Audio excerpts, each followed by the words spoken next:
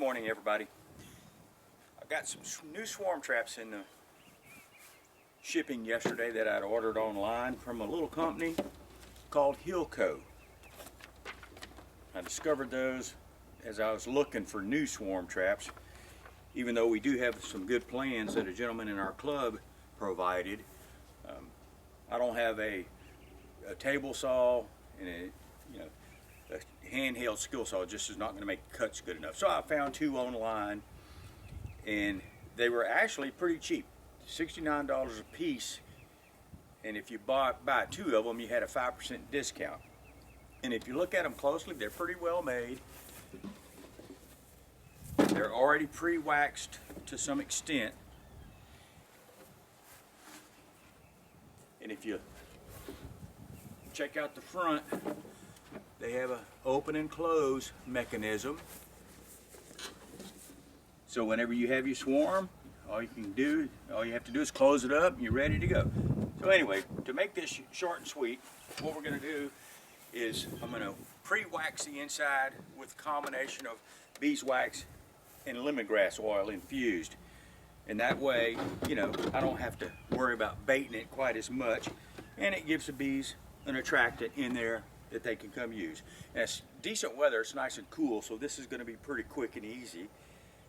I'm just going to pour the wax on here on the top board, spread it around nicely.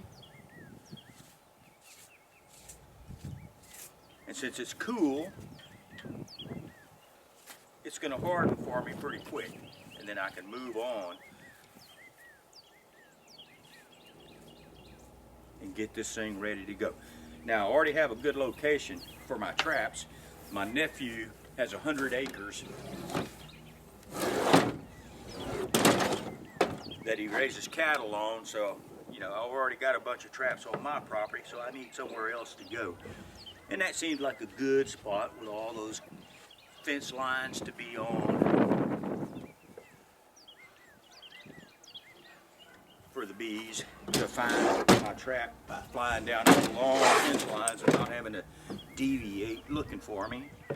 But we'll get those out this weekend.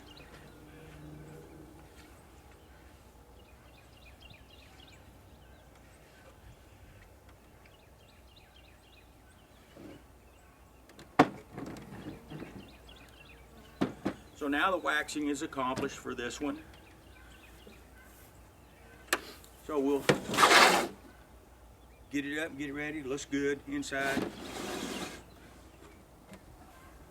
Get a little bit more on this back side, I guess, or on this side panel. Just a little bit, not much. Plus, I think, it helps to get rid of some of that new wood smell that you're dealing with these new boxes.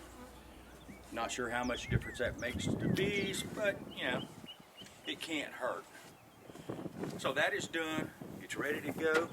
Now what I'll do for my traps is what I showed earlier. I've got my one drawn out comb,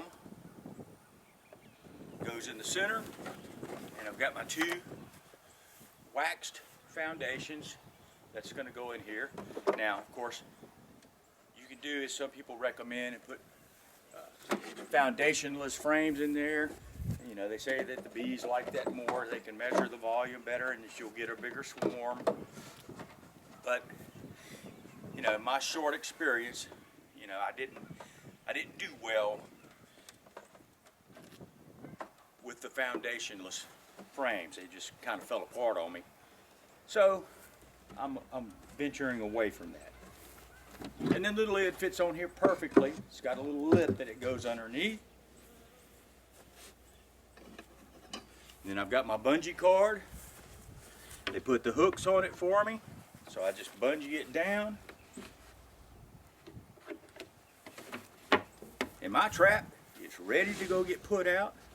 Let me close this up because I don't want any bees in here right now. So I'll see you next time.